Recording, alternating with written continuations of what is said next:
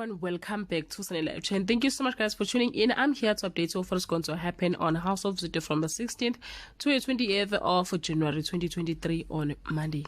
The Zwide has realized Mampho is not bluffing while Funani touches base with Nikiwe about Alex Kazi on Tuesday.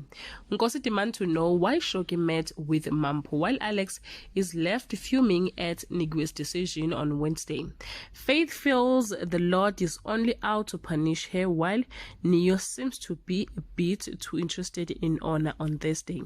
Nomsan lashes on Nkosi for his treatment of Shoki while Neo isn't too impressed with Soga's car on Friday. Nkosi is cryptic but clearly has something in store for Faith. Meanwhile, Alex grows increasingly frustrated as Nigio continues to ask for more time. Well guys, this is all I have for today. You can leave your comment below and share your opinion. Bye.